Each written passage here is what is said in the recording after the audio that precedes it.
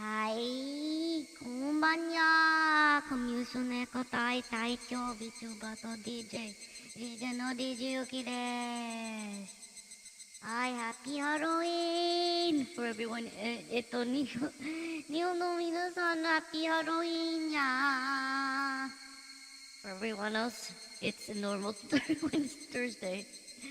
So yeah, we're gonna continue Higurashi の泣く頃に解 Tsumihoroboshi 編 Chapter 12 today. Now this will be just Chapter 12 today because we'll actually, I didn't plan to do it tomorrow, but we will do it tomorrow. On Halloween tomorrow, Yuuki will finish Tsumihoroboshi hen. But for today, we will go with Chapter 12. Hi. So yeah. Yuuki, or we can talk more. We'll talk more about it later, but Yuki's wondering whether or not she was gonna be streaming this week or on Friday. And guess what? Yuki decided to finish today, or tomorrow. So that's what we will finish Higurashi before the end of Spooky Month. I guess it'll be after Spooky Month in Japan, but before Spooky Month, we will finish Higurashi. Hi, so let's go with we'll start with where we will do chapter 12 today. Load. Okay. Aww.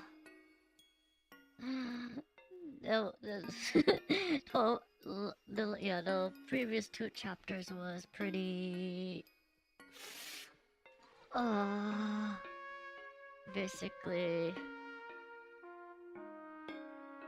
Rika in her adult form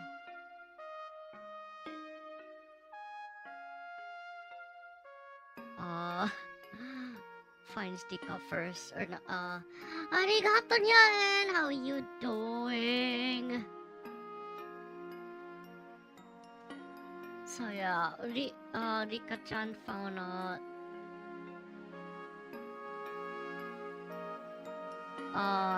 Rina-chan first, and then later on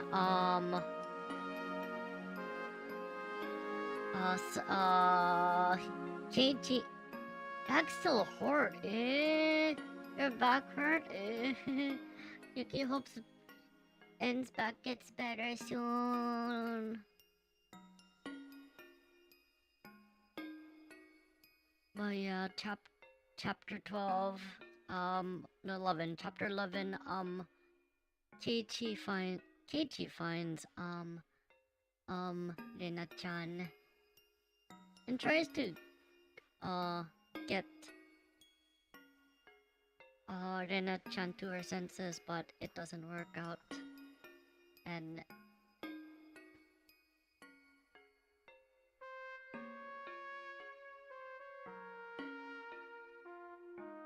yeah, everything backfires when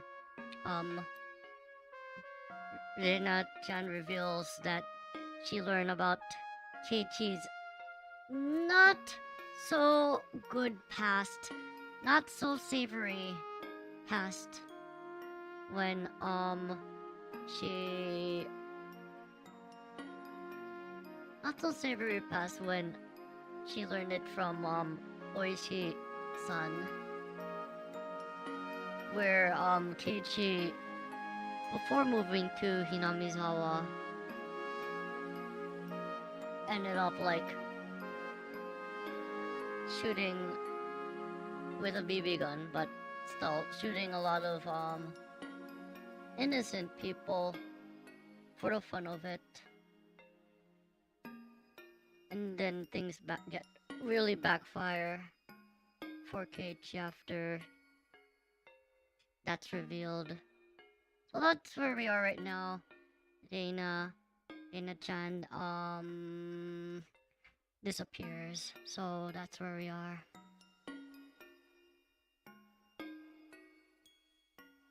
So yeah, chapter 12.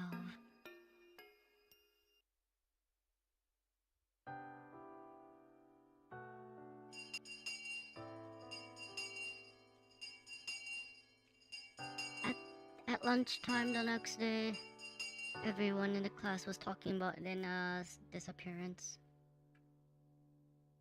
We're all worried about her safety, but I kept a safe distance from everyone else.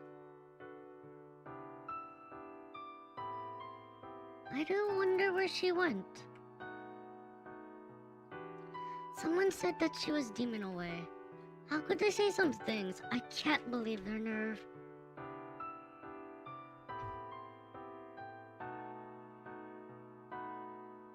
Nani?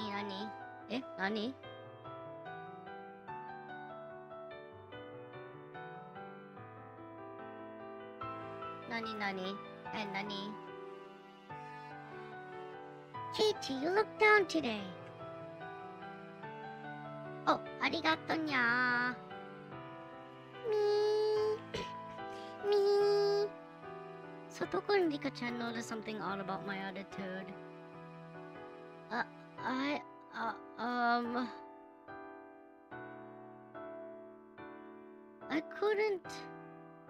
I couldn't sleep at all last night because of what Rena told me. Friends do not keep secrets from one another. That sentence bit into my heart.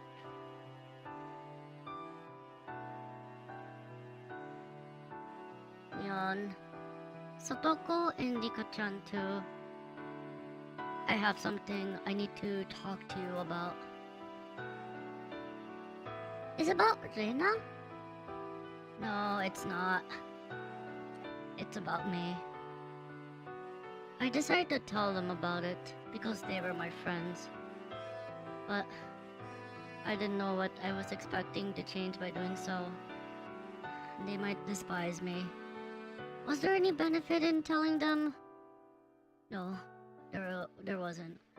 I knew that for sure, but I still wanted to tell them about it, just because I thought it might help the pain I was feeling. What's this about, Keiichi-san? Well, it's the truth about myself. I'd appreciate it if you listened to me.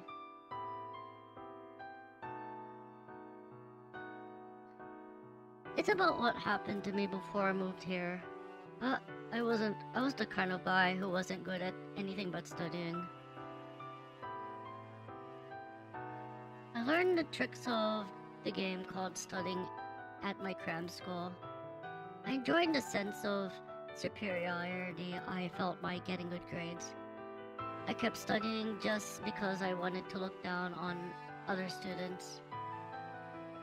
When my grades got better, my parents got happier and my teachers praised me. I felt good. It was fun to look down on other students who were good at running, dodgeball, or swimming. That was the only reason I kept studying. Before I knew it, not only was I the top of my class, I was the top of my school. So I started to think I was the most important student there. I looked down at the kids who were playing in the schoolyard during lunch break. I enjoyed feeling a sense of superiority to them in my insignificance. The more I studied, the better everyone expected me to do. They started to place high hopes on me. They expected me to go to the best schools in Japan. I flattered myself in thinking I deserved to go to that school as well. But the fun went out of looking down at people, while the burden of studying didn't change a bit. My classmates stopped admiring my cleverness after a while, and my teacher started to push me to study more. All of a sudden, the fun had gone out of it. To begin with, I didn't even like to study. I had average reflexes.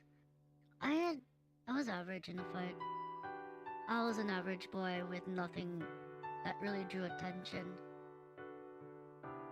So when I found something that I could use to get that attention, I jumped on it. It happened to be studying for me, but if it was riding a unicycle or juggling, I could have done that too.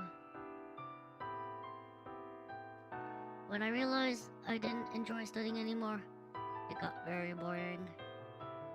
I was just a little boy who wanted to be praised when I did something better than anyone else. I finished all my summer homework because my parents praised me for it, and I took charge of cleaning duties at school because my teachers praised me for it. So when they stopped praising me for what I did, I began to feel as though my life had no meaning. My parents used to give me an allowance that was proportional to how good my grades were. So I used to get a substantial amount of money for my age. I don't know if I had a natural interest in violence, or if I was looking for it because of my frustration at the time. I took an interest in BB guns. At first, I shot at cardboard boxes. It was fun. Being violent at pieces of cardboard really a lot of stress. Nobody blamed me for doing that. But soon, I started wanting to do something I should never have done. On the box that my BB gun came in was a warning label that read, "Do not shoot at people." That was when I thought about doing just that. Why did I do something I shouldn't have? I guess I was immature. I wasn't interested in studying anymore, but I forced myself to do so anyway. My parents forced me to go to several cram schools. I was mad at them for that. I should have told them that I didn't want to study anymore. But I didn't have the courage to do that, so I used my frustration as an excuse to do something cowardly. I shot at kids who were younger than I was with my BB gun. It gave me such a thrill. It felt so good to do something bad when I was overcome with studying. Nevertheless, needless to say, I had no personal grudge against the kids I shot. As long as the kids passed through a deserted street, they met the requirements to become my target. I didn't mean to hurt them. I shot them once or twice at a distance. That's all I wanted to do. But sometimes they didn't react at all because the BBs hit a thicker part of their clothes or something. I didn't like that. So I started to shoot until they noticed they were being hit. It inevitably escaped into a barrage of gunfire. I study a lot. I'm doing something good. So I deserve to do something bad to balance out the good thing I'm doing. That was the unbelievably selfish excuse I made. I thought I had the right to do things like that because I was suffering myself. I thought people who weren't suffering like that, like I was, deserved to be shot at, and to get hurt a little bit. I was so selfish, so arrogant, and so immature. I was disgusted with myself. If I could have met myself at the time, I would have given myself a punch in the face so hard that I'd knocked out all of my teeth. They started to call it a series of attacks on school children. The principal of my school held a morning assembly to inform everyone about the case and to warn them to be careful when playing outside. I was laughing sneakily.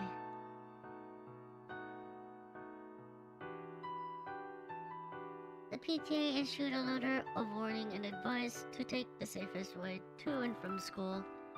Parents took turns watching kids when they walked between home and school in groups.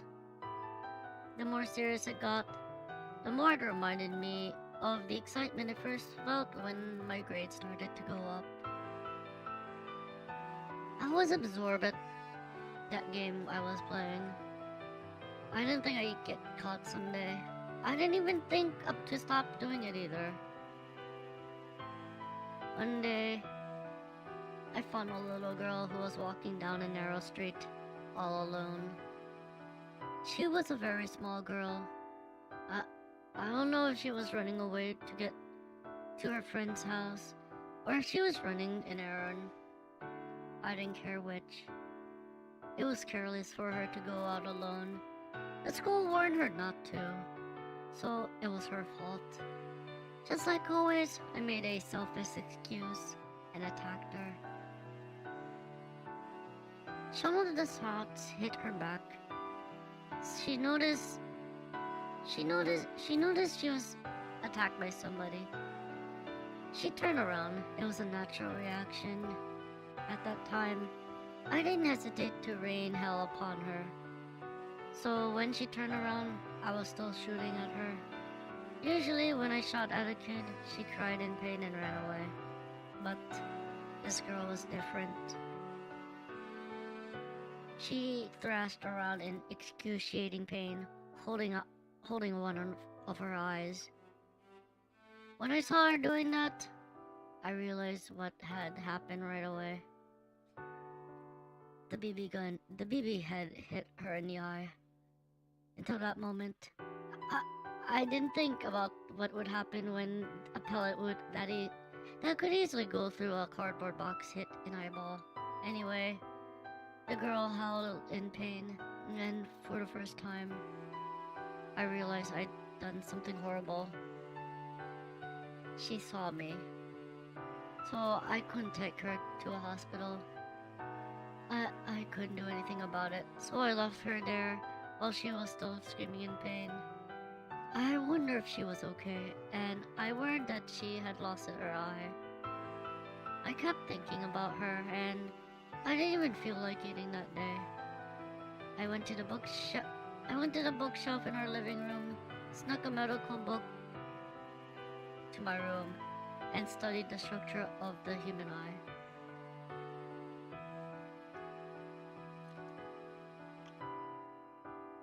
It was too late to make a difference. But I studied what kind of injuries would make a person lose their vision. I knew it wouldn't make the sin I committed any less, even if I found out that she wouldn't lose her sight. I couldn't sleep that night, and I suffered a high fever. It wasn't my parents, my teachers, or the police who first punished me for what I did. It was my own body. Before dawn, I woke up my parents and confessed to my sin. They were shocked at first, but it seemed like they understood the situation quickly due to my recent disobedient behavior and my interest in BB guns. My mom cried hysterically. My dad slapped me in the face till it swelled up. Before the sun came up, I turned myself into the police, accompanied by my parents. Satoko stared at me with a stunned expression. I deserve to receive that kind of look. What I did was very wrong, and I need to accept that. Is that all true? Yes, it's all true. I'm sorry I didn't tell you until now. What made you want to tell us? Mion asked me. Yukichan nodded in agreement. To tell you the truth, I don't understand why. Well, I know, but... No, I'm just saying I don't see any reason why you had to tell us about it. Well, I didn't want to keep any secrets from my friends. You're my friends, so I couldn't hide it from you anymore. What are you expecting us to do? I'm not expecting anything. I just...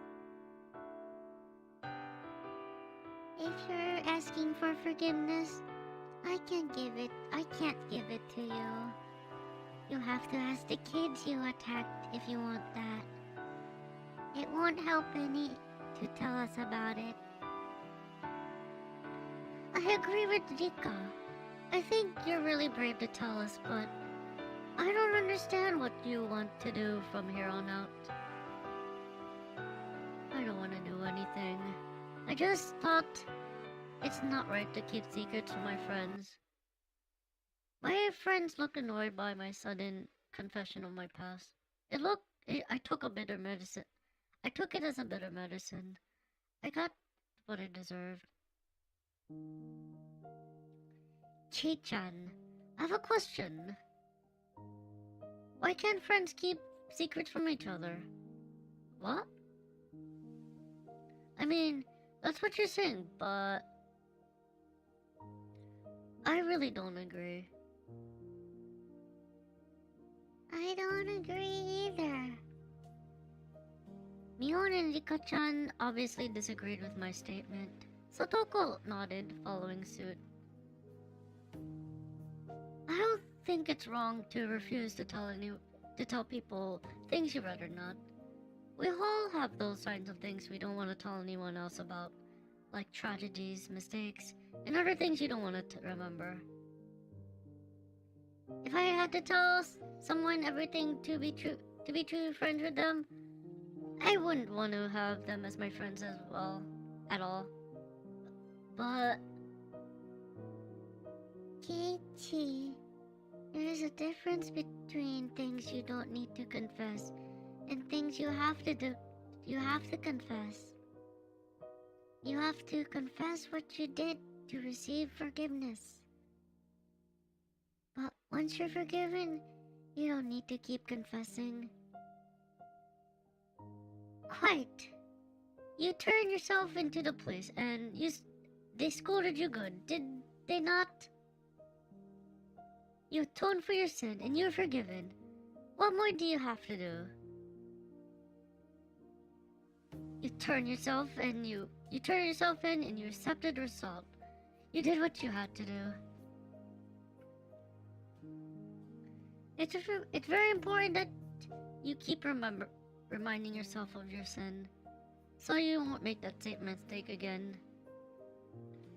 But you only have to take care of that on your own. It's not something you have to confess to everybody. That's very true. I have many very embarrassing stories that I'd rather not tell anyone. Me. Satoko does have quite a lot of them. It's not only me, because a heap of them too. Me.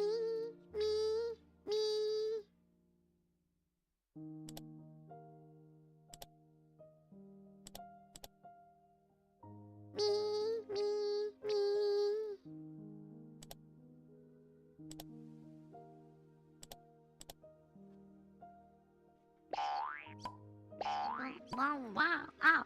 Satoko and Rika-chan fooled around with each other like they always did. Mion looked at them and then looked back at me.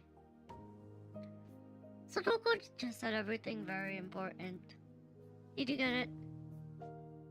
You mean the part where she said she has a dark past and that no one needs to know about? No, the bit after that. She's saying that everyone has something they rather hide. Considering that nobody grows up in a sterilized room, we all learn by trial and error. That's life, you know. You do both good things and bad things in order to grow up. Your goal is to become a wonderful person by the end. Everything that happens is a very important experience, including both the good and the bad. The same goes with everyone, with Sotoko, Rika-chan, and me too. The same applies to everyone in this class. For example, me used to be a very bad girl. Nya nya.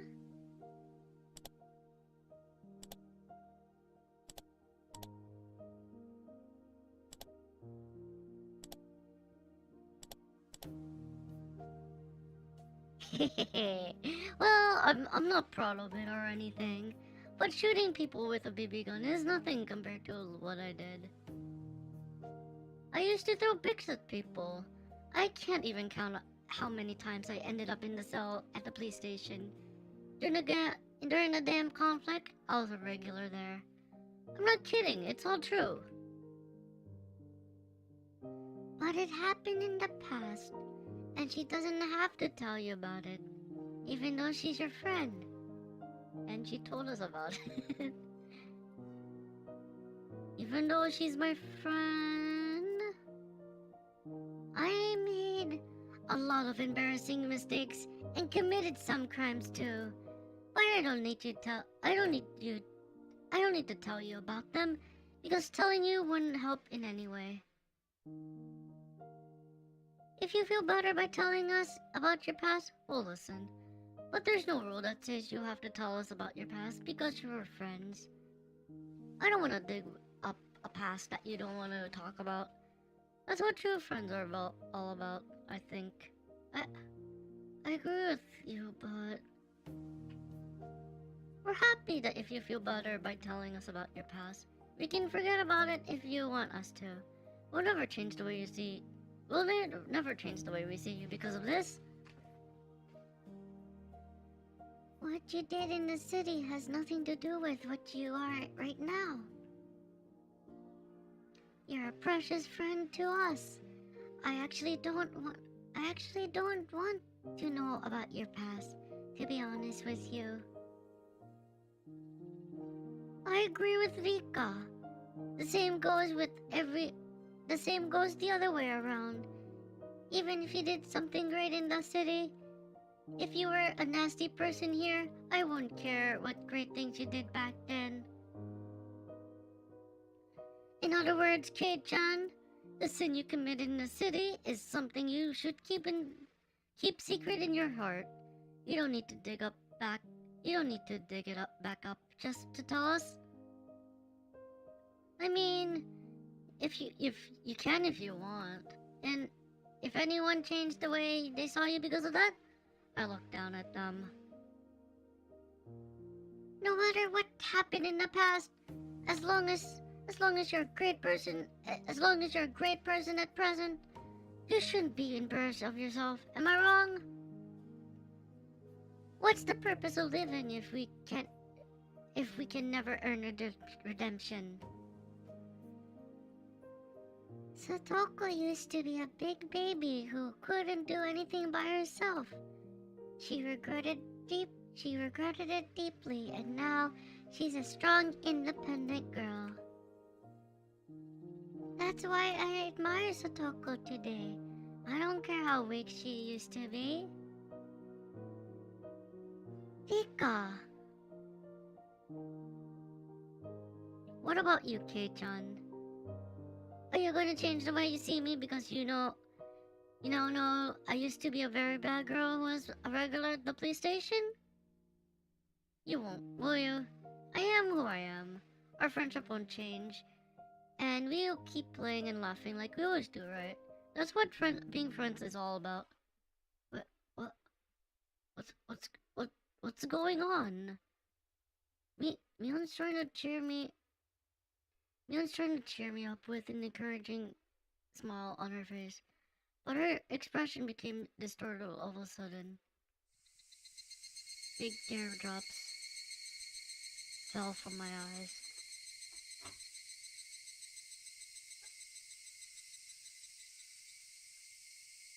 What? Why am I crying?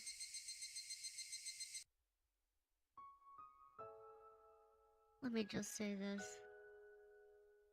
I didn't know anything about Satoshi because you all hid it from me.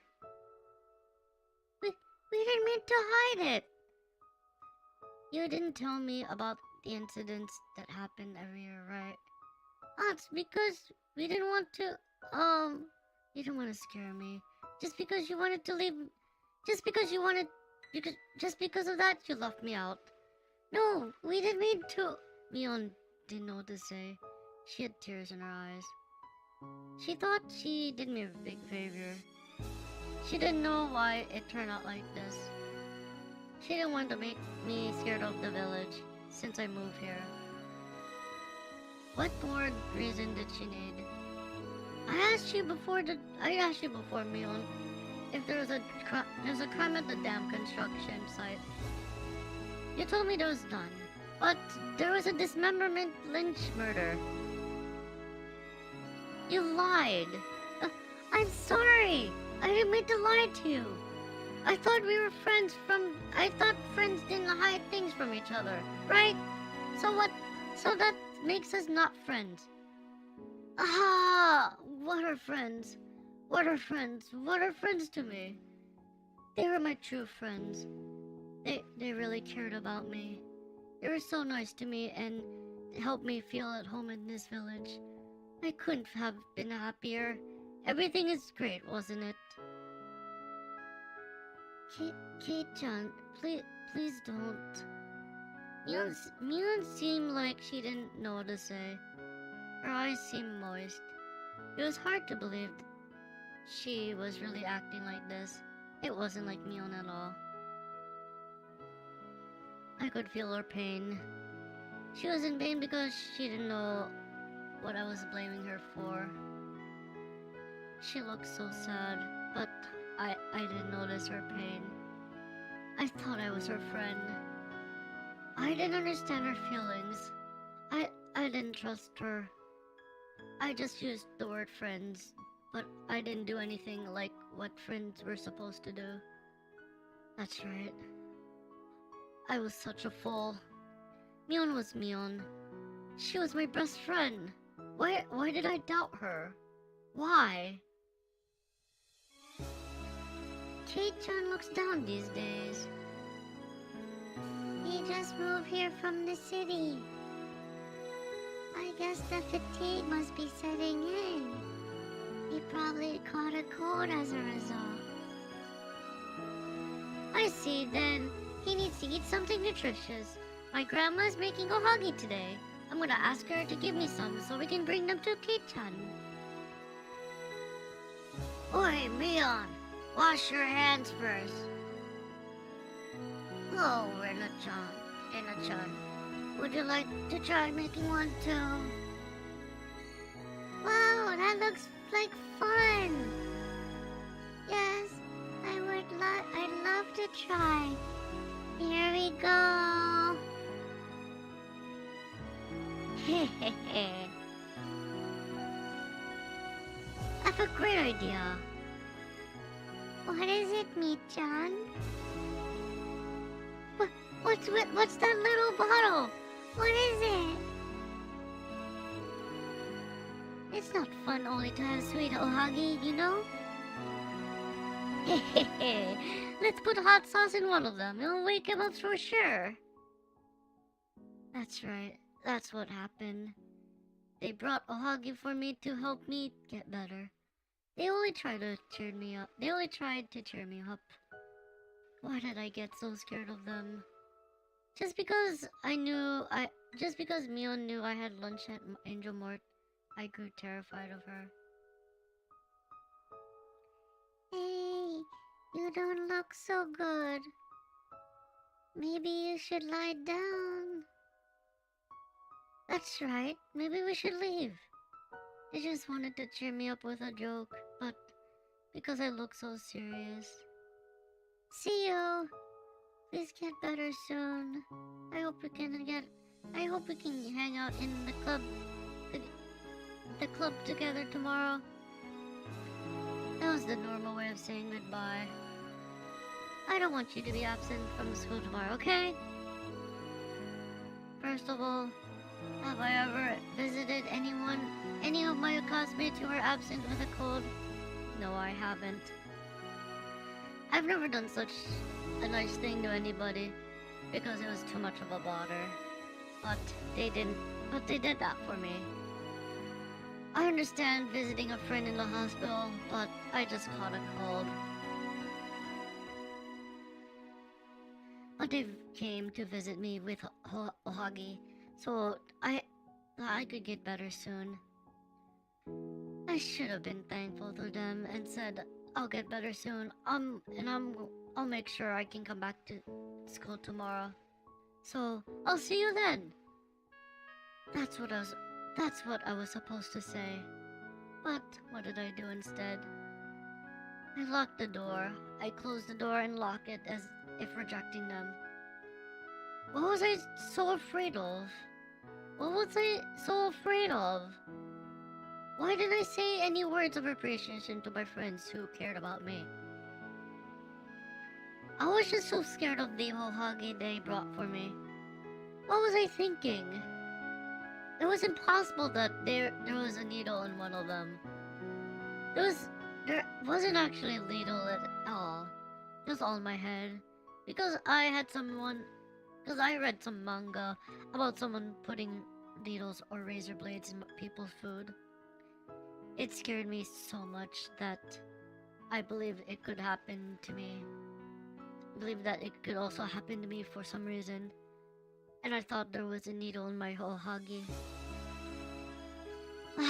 You're so stupid, Keiichi. Why would your friends put a needle in your food? They only brought to make you feel better. It was crazy to think like that. Even if there was a needle in one of them, I should have thought it was some kind of mistake. And I should have believed my friend's innocence. That's what a true friend would do. But what did I do?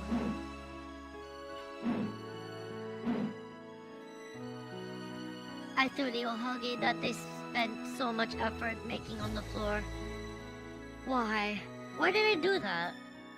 I got along so well with them. I moved to Hinamizawa, and I made friends for the first time in my life. They were my best friends. Meeting them was the most wonderful experience of my life.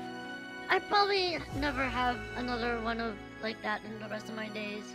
I knew that, but I got scared and I doubted them. They noticed I was acting odd. That's why they called the manager idiot. They thought a sedative might help me relax so I could rest and get better. That's why they carried me up to my room.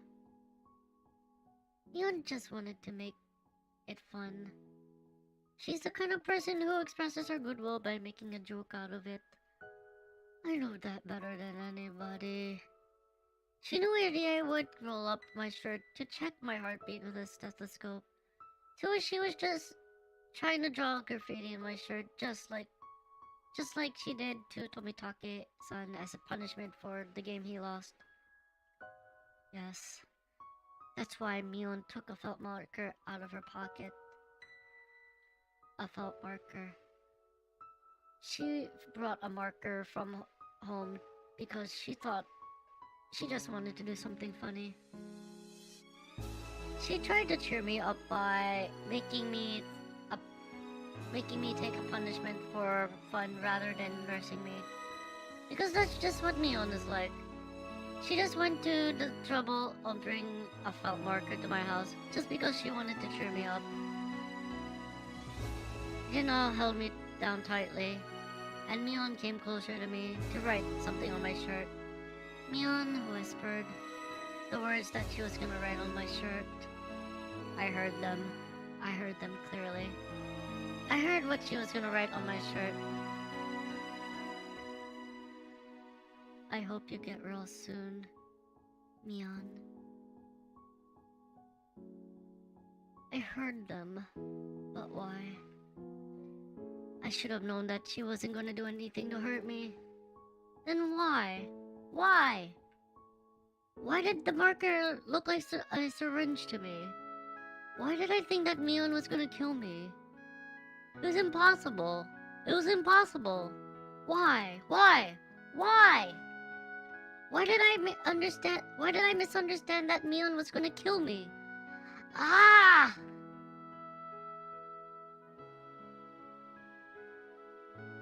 The numbness in my head receded, and slowly, I let blood start to run through my entire body again.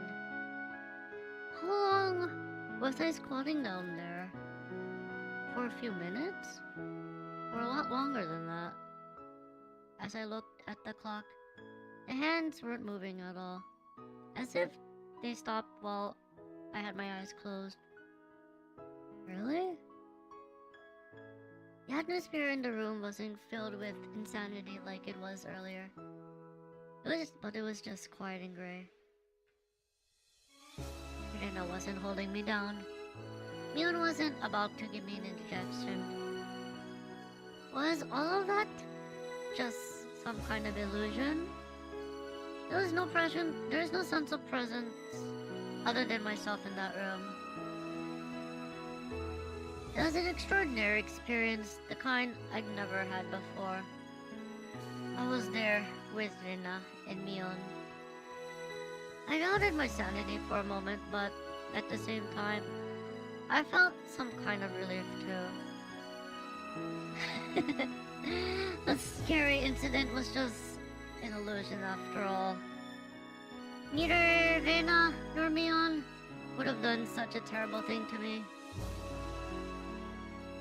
Tears started forming in my eyes. Emotions were running high. Why? It wasn't a question of why tears were forming in my eyes. Why? It was a question of my sadness. Why did I feel so sad? I don't know. I don't know. You don't know?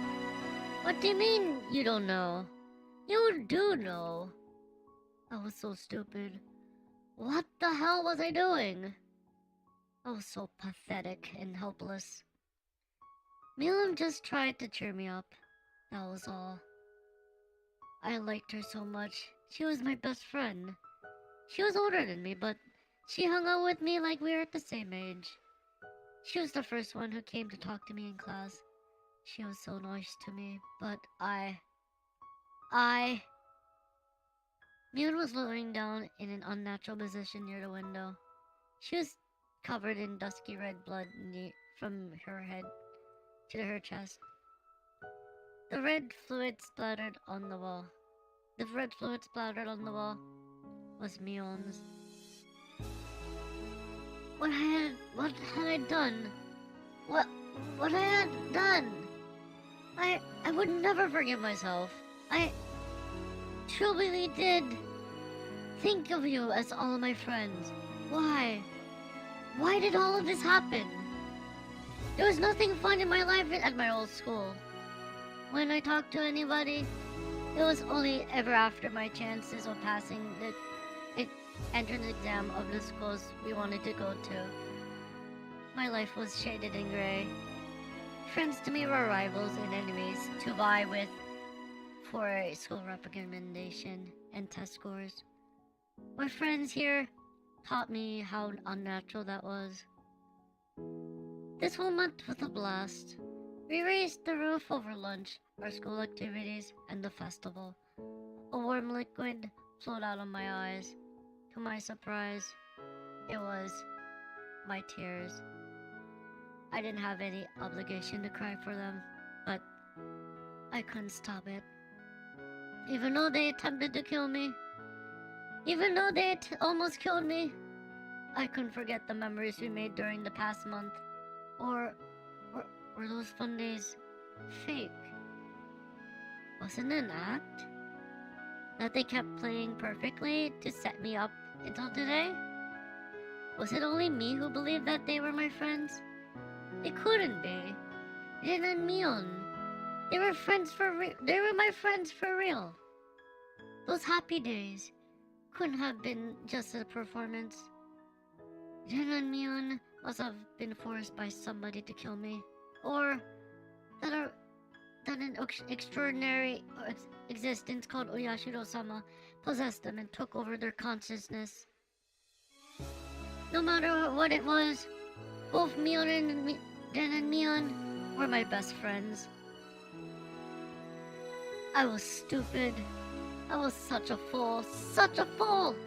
Such a fool. Such a fool. I wasn't making any sense at all. I killed my best friends. They're my best friends. Then why didn't I trust them at all? Why didn't I listen to them? I beat them to death. Who did I think I was? I made it sound like I didn't do anything wrong. I felt like everyone went crazy except me. I was such a fool. It was like the other way around. Of course it was. I was the only one who went crazy. Kei-chan? I did something terrible. I'll never forgive myself. Mion was still alive. I have a memory of beating her to death because I couldn't trust her.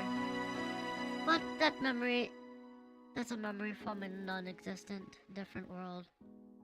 But even though it happened in a different world, I killed Mion.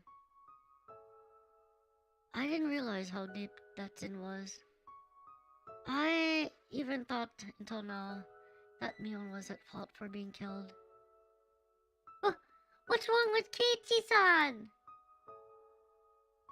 I don't know. Kei-chan, please calm down. I'm not dead. You didn't beat me to death. I mean, I'd never let that happen. Okay? Quiet. There's no one in our club whom you could beat to death, Keiichi-san. No. Mion and Satoko looked confused, having no idea why I was crying. But I couldn't help myself. I learned just how I could earn redemption by confessing my sin, but I could never earn redemption from this, not from Mion. No matter how much I cried in this world, nobody could give me forgiveness, and so I could never earn redemption for the sin. Right then, Chie-sensei came in and noticed me crying. You wouldn't see a teenage boy crying like that very often.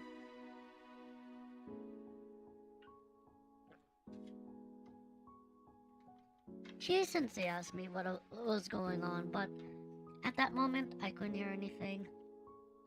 Mion and Satoko looked confused. They didn't know how to explain the situation. Rika-chan approached me in the midst of my sobs. You remember, don't you, Keiichi?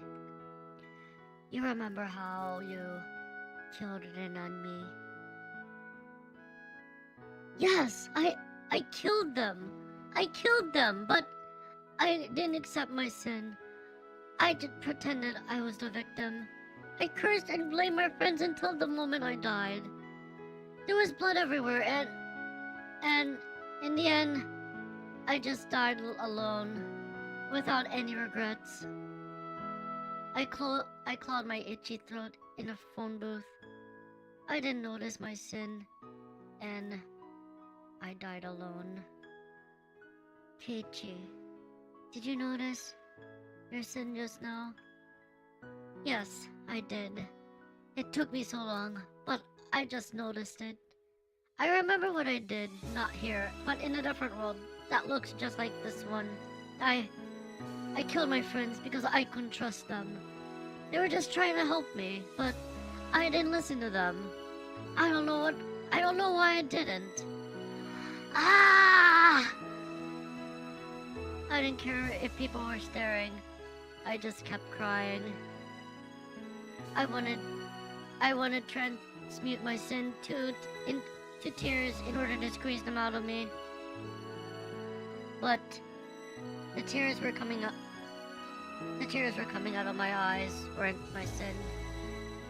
They were just tears of regret for doing something irreversible. At that time, I felt something touching my head. I opened my eyes and saw Rika-chan patting my head gently. I didn't need any comfort. I didn't deserve any comfort from Rika-chan. But the words she spoke to me weren't the ones of comfort. I forgive you, Keiichi. What? Keiichi, you notice your sin. It's a very difficult thing to do, and not something everyone can.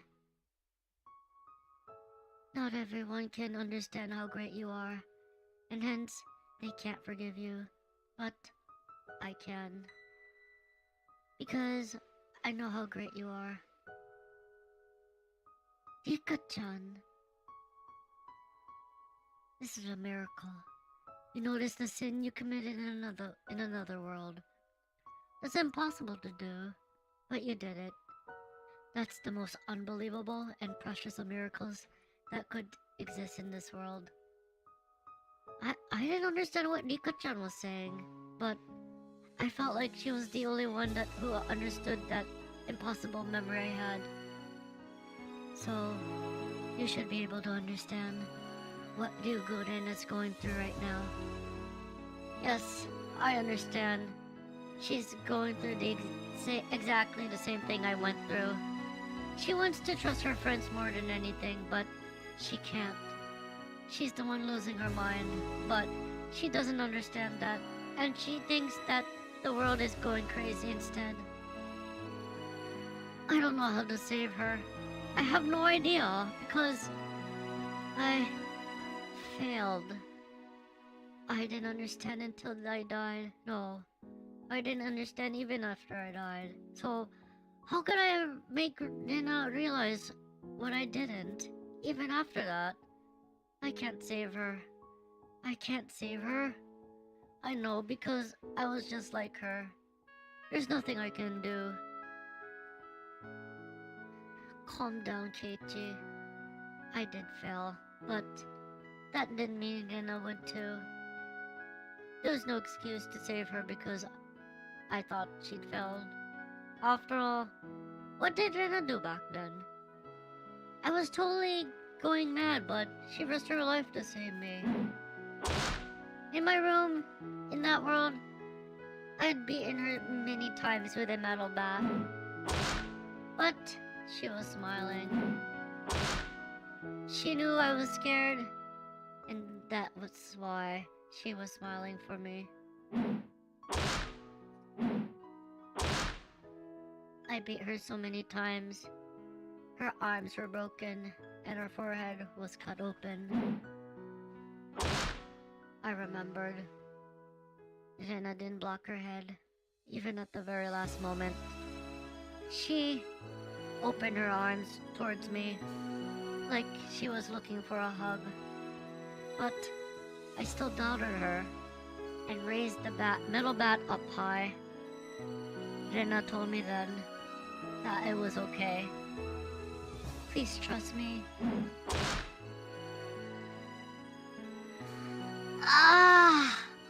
My friend still told me to believe in her. She told me to trust her, but I still didn't. I lost it and attacked her. She was in danger. She was actually killed.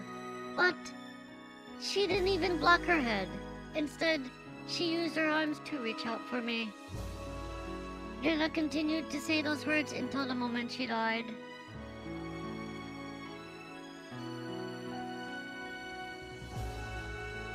Trust me. Please, trust me. She risked her life to save me. Until the very last moment, she kept telling me to believe in her. But I didn't listen. For so long, I truly believed that I didn't do anything wrong.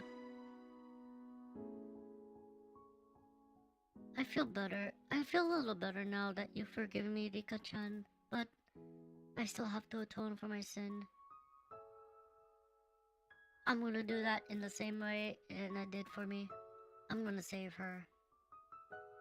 Dana risked her life to save me. She cared about me until the very last moment. She trusted me. She believed that her words would reach my heart, so she kept saying them until I cracked my skull. Until I cracked her skull. I don't care if I die. Dana died for me. I can die for her too. I was such a fool for failing to understand my friend's feelings. That's why I didn't understand what she was saying. But Dana might be different. This world is messed up, but it doesn't mean I can just quit. Quitting is the same thing as not believing. I believe in Nina and our friendship. That's why I can still make it. I can still prevent a tragedy from happening. I can change fate. We'll struggle together to seize our future.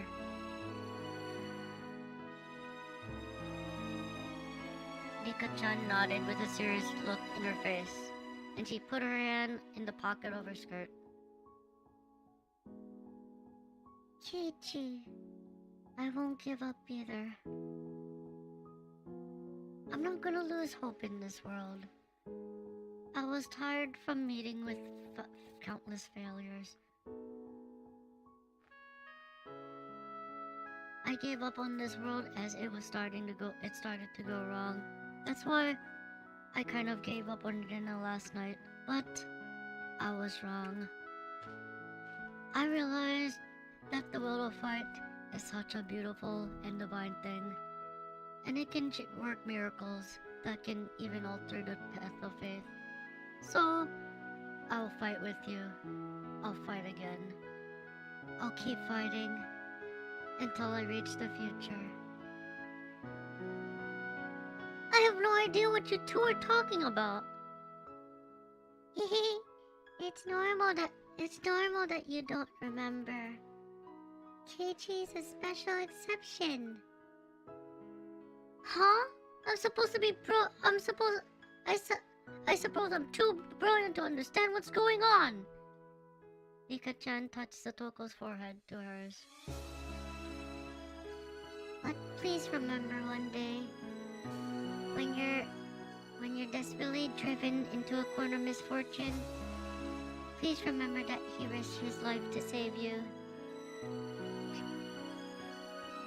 Keiichi-san fought for me? It's hard to believe. Isn't that right, Keiichi? Nika-chan looked at me, smiling as if waiting for my agreement. I wasn't sure if I could risk my life for Satoko. No, I was sure. I risked my life for her. Satoko's my friend. If anyone tried to make her unhappy, I beat them up without hesitation. I risked my life to save her. There might have even been a world like that. I nodded to Nika-chan. Nika-chan nodded back to me, looking happy. Maibaru-kun, is everything okay? Chie-sensei realized that I finally calmed down.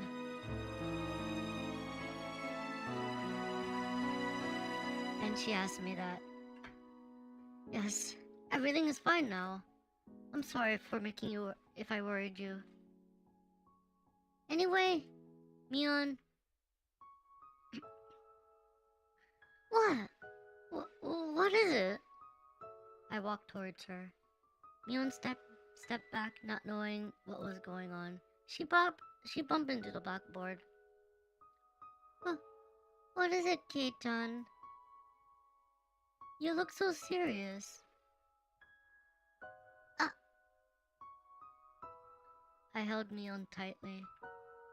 She still didn't know what was going on, and her face turned red. Crying on her shoulder, I told her the following. I'm sorry. I'm so sorry. What? What are you so sorry about, Kei-chan? This old man really doesn't get what's going on. It's okay. You don't need to get anything. So just listen to me. I'm very sorry. And the ohagi you made, they're really good. They're delicious. They cheered me up. Well, I wanted to tell you that I would go to school the next day, the day after that too. I wanted to tell you that I would see you tomorrow at school, but I didn't. I'm very sorry that I didn't give you any words of appreciation until today. I'll never doubt you, Mion. I'll never doubt any of my friends. Never, ever again. So Mion, please forgive me for what I did that day. Mion must have had no idea what I was talking about. Of course, I didn't either. I didn't understand what I was talking about, but my sin wasn't forgiven yet. I needed to confess my sin in order to receive her forgiveness. I know you risked your life to save me, Mion. So, I'll risk my life to save you too, when you're in some kind of trouble. I promise I will. Kit-chan? You're making me blush.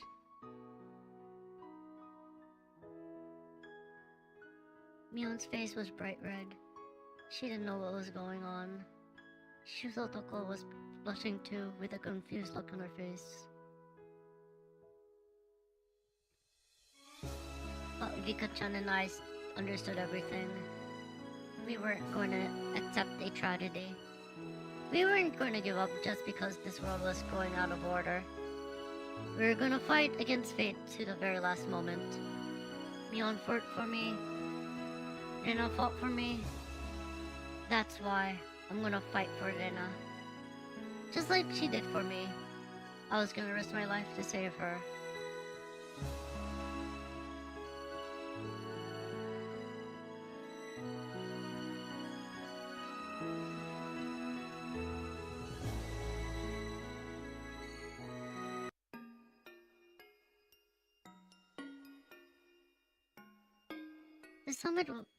The summit was being held at the traditional Japanese theater in Shishibone City. When a black car stopped in front of it, 3 burly cops got out of it, followed by Oishi.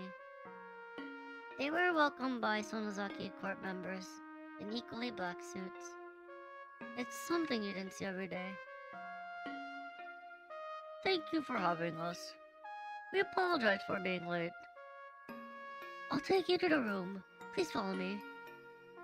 There's a sign saying reserved at the entrance. Oishi and his subordinates were taken inside.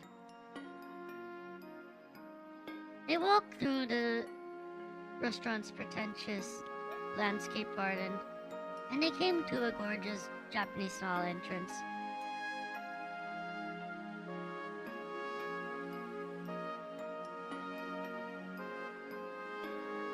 A woman in a kimono was waiting at the entrance, as was Kasai. Upon seeing the police officers, they stopped chatting and bowed deeply. The woman in the kimono was Mion's mother, Akane. Nice to meet you, Sonozaki-san.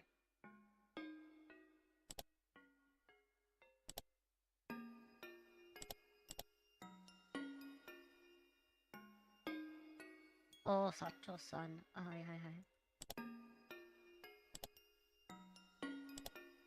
Nice to meet you, Sonozaki Sacho-san. Thank you for having us today. It's a pleasure to meet you. Thank you for coming all the way here, despite your busy schedule. Not at all. I've been looking forward to the feast I'm gonna have today. Kiyomizute is famous for its dried bean curd, right? Ha. I can't wait.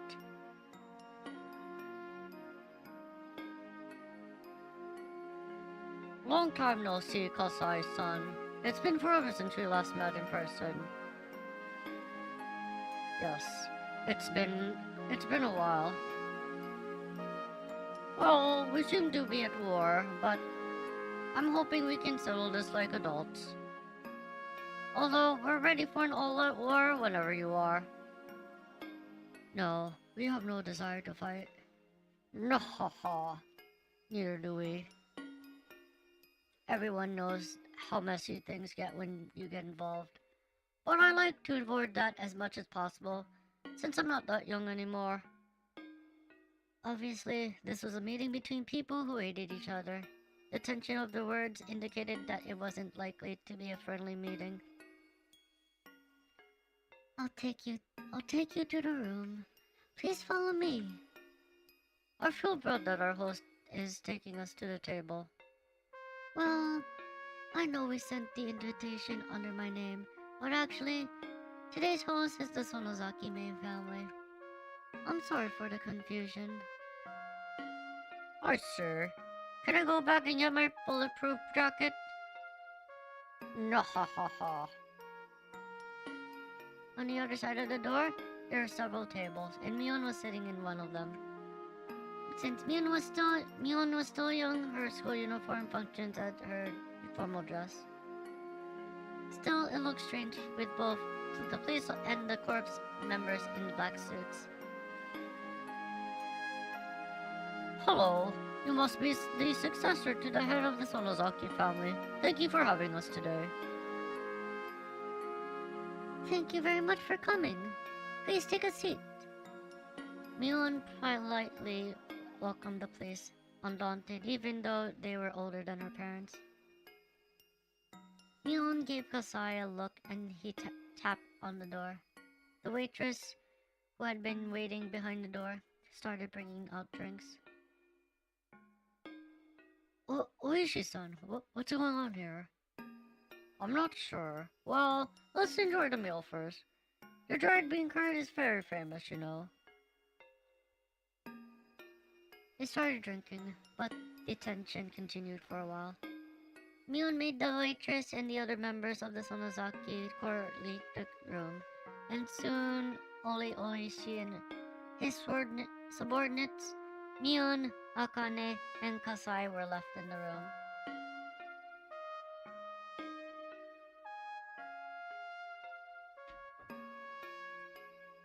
Well, let's start talking why we're here today. Akane nodded and began speaking. We're having this meeting today so we can resolve our misunderstandings. Such as? I wanted to talk to you about Yugurena for personal reasons. Therefore, this meeting is about the private circumstances between Kasai Tatsuyoshi, and Yugurena. The Sonozaki family has nothing to do with this. Nah ha ha ha. What are these private circumstances? Yuga-san lives an honest life. How can she have any kind of private connection with Kasai-san from the Yakuza? Kasai? Yes, allow me to explain. Kasai told the police officers that he happened to meet Ren at a coffee house in Okinomiya. He explained that Rena found something he lost there, and she offered to bring it back to him.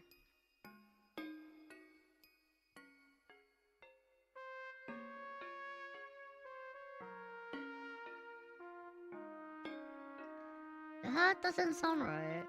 But for argument's sake, why don't we assume that what you're telling us is true? What happened after that doesn't make any sense. I heard you told your members to find Yugurena.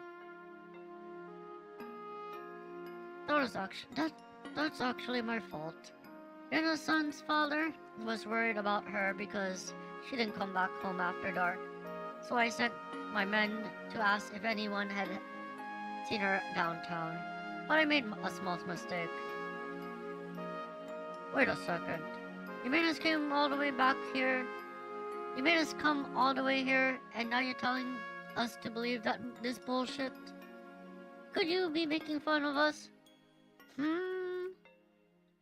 Oishi look a lot more like a member of the Yakuza than than the real Yakuza did. Oishi threatened them with a nasty smile, and it piled all the more tension into the atmosphere in the room. Oishi-san, please don't.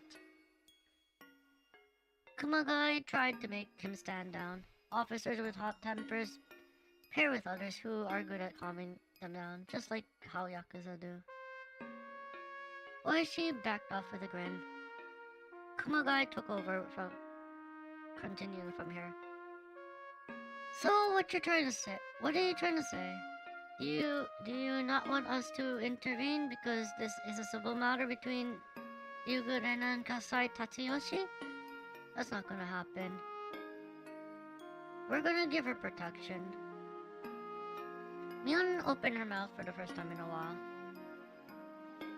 You need to explain to me why the police have to protect Yugurena to begin with. Why? Because you guys are after her. Oishi answered bluntly, but Mion remained nonchalant. That must have made him all the more annoyed. What makes you think we're after her? Why don't you ask what's in your chest? It might know something. Oishi-san, we're here to resolve our misunderstanding. It's your choice not to listen to us, but I think it's better that you did. Oh? And what are we misunderstanding exactly? Your misunderstanding concerns the scrapbooks of Takunomiya that Yugurena's in possession of.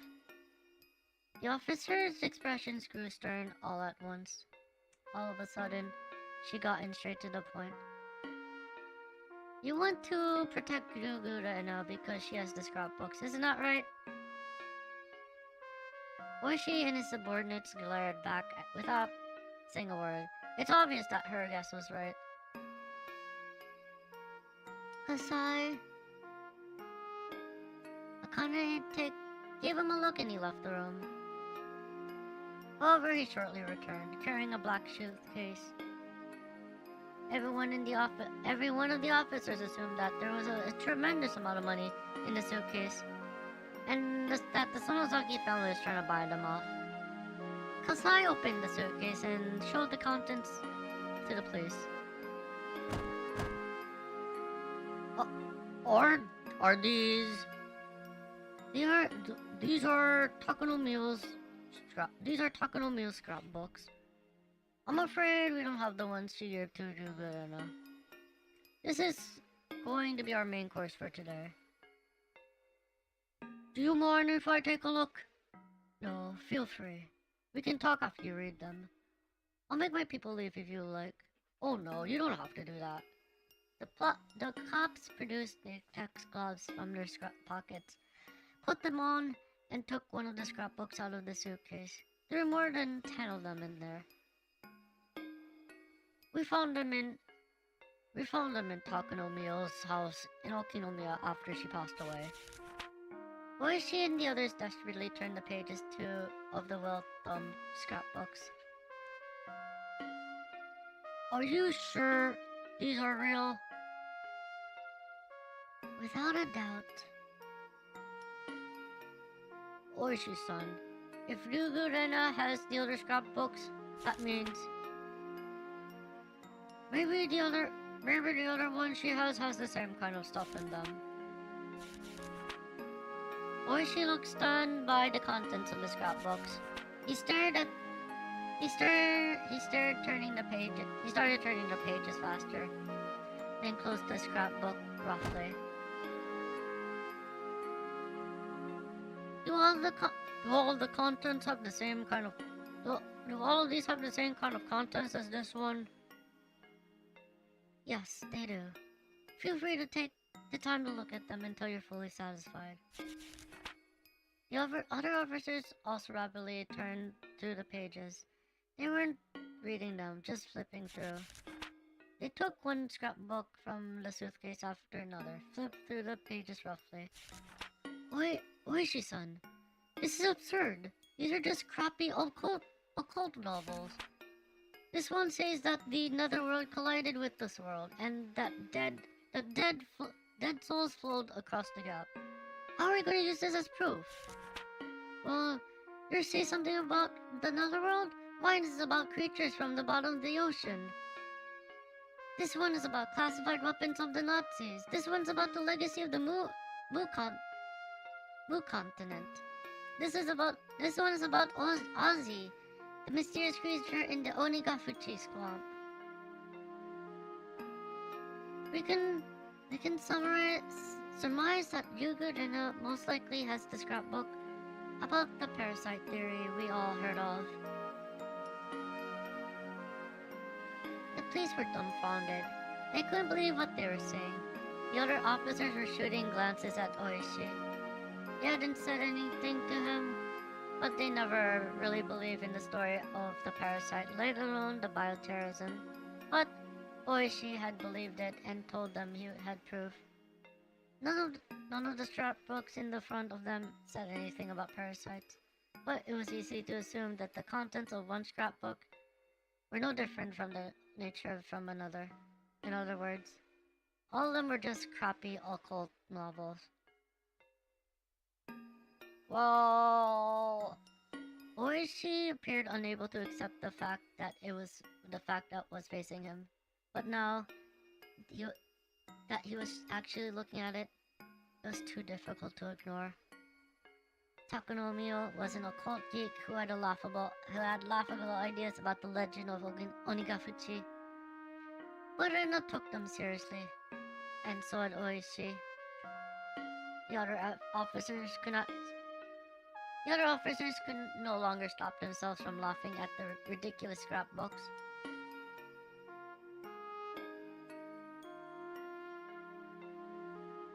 Oishi glared at them and they stopped laughing. The main reason why Oishi took the story of the parasite seriously was because the Sonozaki family was apparently after Ryugu enough for the scrapbook she had. Plus, Takuno, was the owner of the scrapbooks, was killed. Because of these two reasons, he believed in that occult B novel. Oishi was frustrated without a doubt. Yes, to accept the fact that he was wrong. Oishi was eager for any information that could help him solve the mysterious deaths of Hinamizawa before he retired. A combination of a number of factors made Takuno's ridiculous theory become highly credible to him. Let me ask you something. Why was Takunomiya killed? We have no idea what happened to Takunomiya and Tomitakijiro. Of course you don't. A liar doesn't call himself a liar. Come on, Oishi-san. You think we would do such a lousy job as to let the police find the bodies? Mion wore a cold smile. She had said too much. Akane cleared her throat as to condemn the statement, and that made Mion shut her mouth.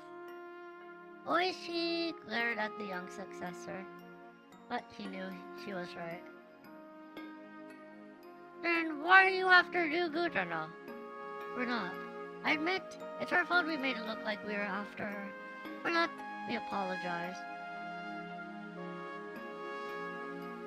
The reason which made Oishi take Rena's delusion seriously collapsed one by one.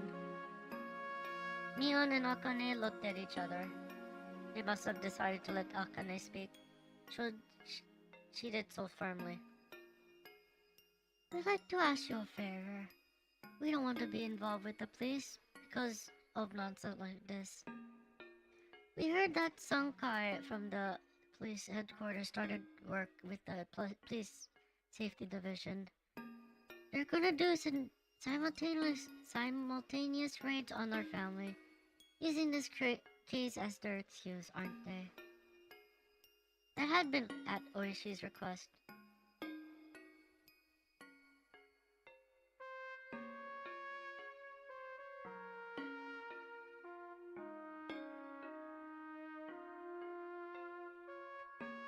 Oishi took Rena's story seriously. he wanted to find the research facility that was producing the parasite. He was intending to use it as proof of the potential bioterrorist attack, but he had no idea where to start looking. He tried to conduct simultaneous raids on all the facilities in the Sonozaki family, owned in the entire prefecture, in cooperation with the Task Force for Gang Groups and Public Safety. Normally, the circumstantial evidence he had wouldn't be enough to get their cooperation. In fact, Public Safety doubted Oishi's source because they hadn't heard of any potential terrorist attacks.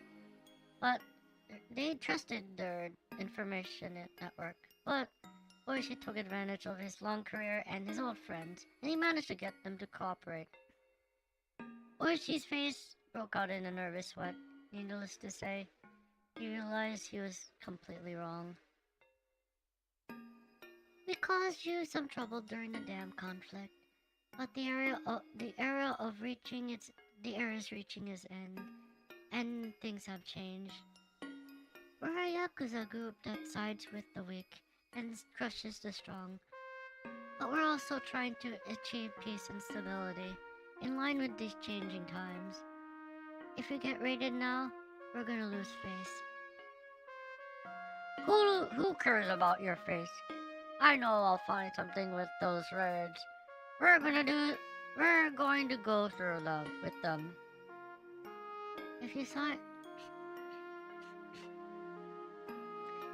find something, good for you.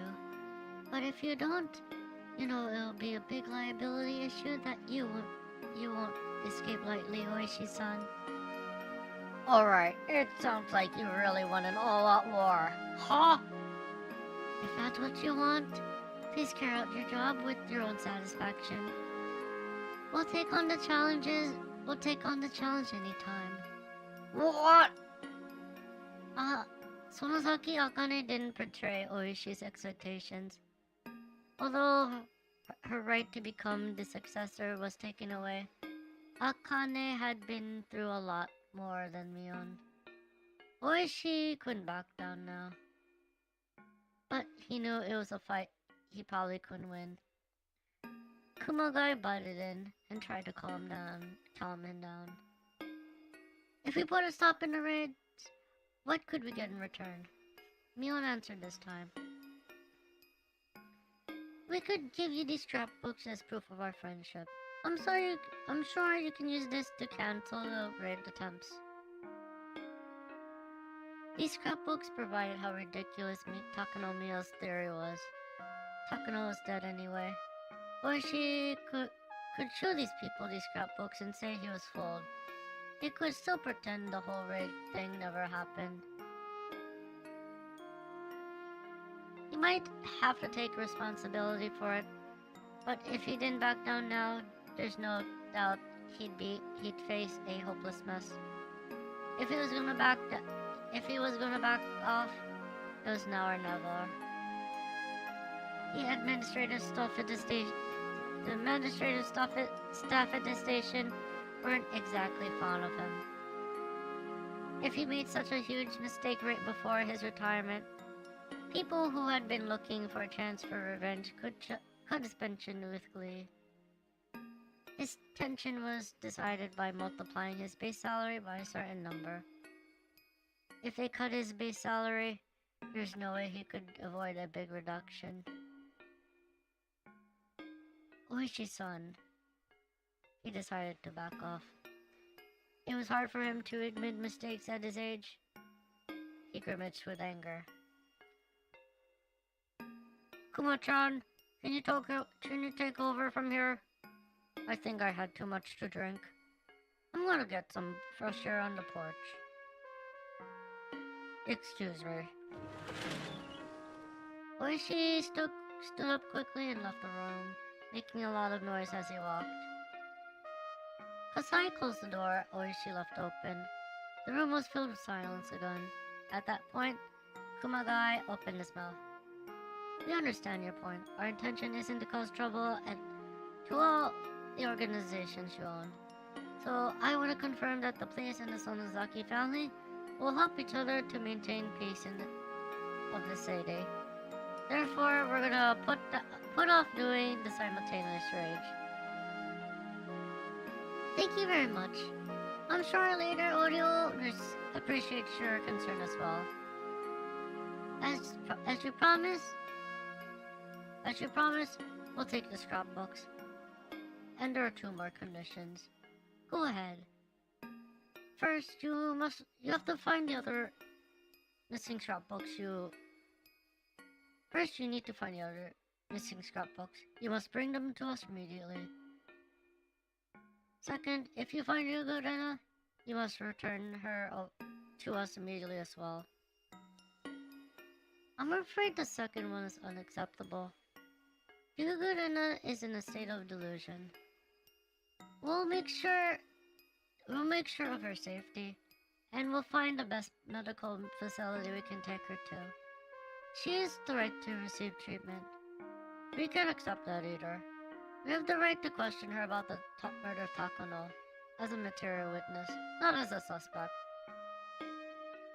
Akane whispered to Mion. Mion, in turn, nodded and began to speak. Very well, we'll accept the second condition, but let us not add another condition on top of that. We're gonna send her a lawyer. We will only question her in the lawyer's presence. Understood. One more thing. You aren't allowed to delay us by not sending us a lawyer on purpose. We'll start questioning right after we find her. We have no problem with that. But you must contact us immediately after she's found. We will as soon as we can. Akane cut in. You have to call us before you question her. You must call us the very moment she's found. This agreement is made in good faith, founded on mutual trust. So please do be careful not to do anything that might waste it. Understood. You have my word on that. We'll try to keep our promise with the best of intentions. Akane and Kumagai glared at each other for a moment. Surprisingly, Kumagai was very calm.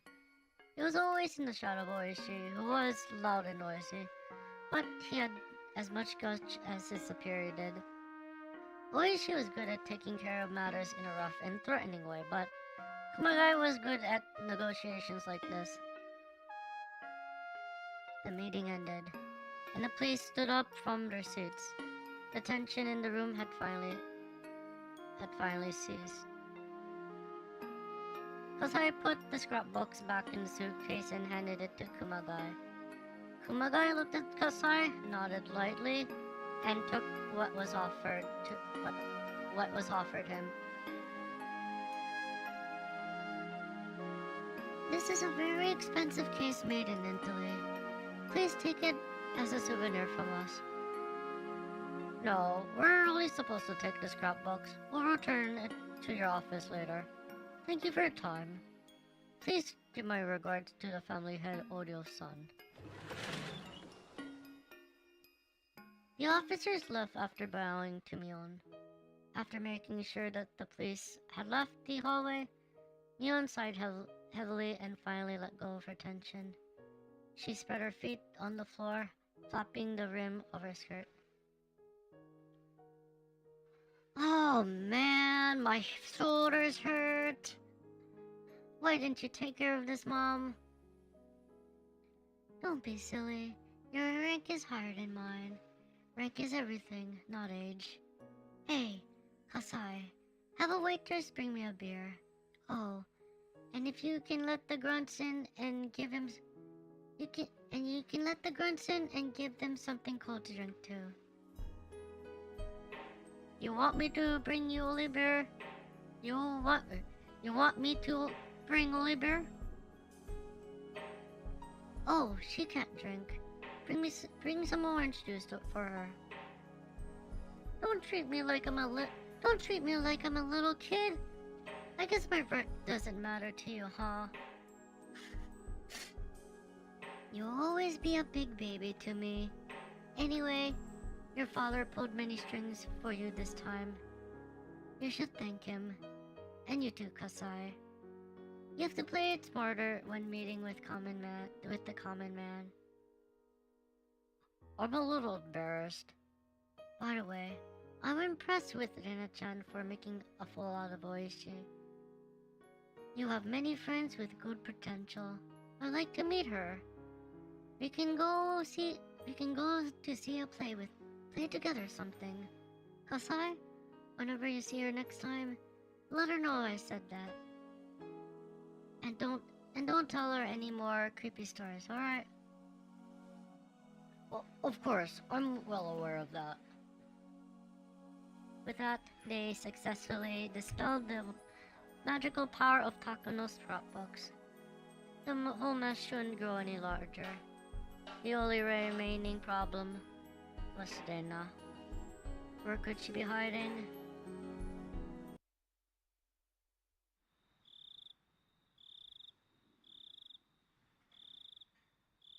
Before I went to bed, I headed to my window to close the curtain.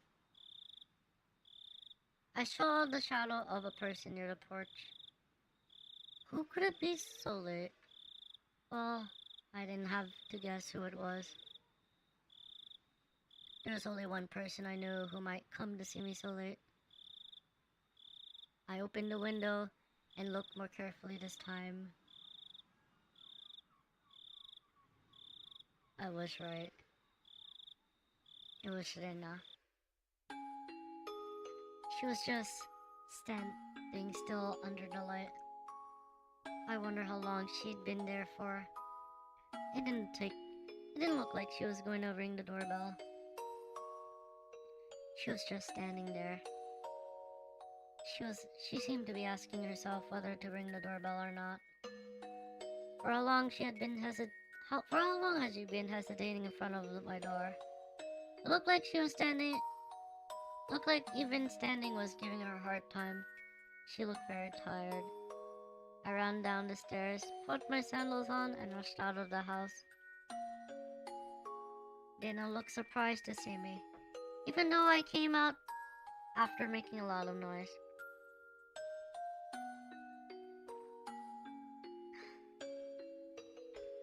Rena!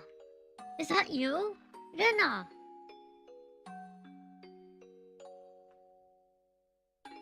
She looked relieved to see me for a moment. But she soon glanced downward and looked sad again. How long have you been standing here? I don't know. Maybe since the sunset? Rena must have been staying somewhere outside for the last 2 days at the very least. It wasn't like she had been camping for fun. She had been in a state of high tension the whole time, believing that someone was trying to kill her.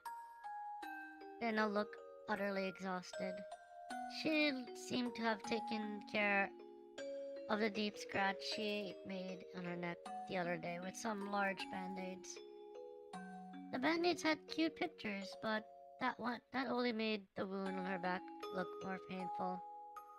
I saw some band-aids soaked with blood on her arms and body too, and I could tell she made them herself.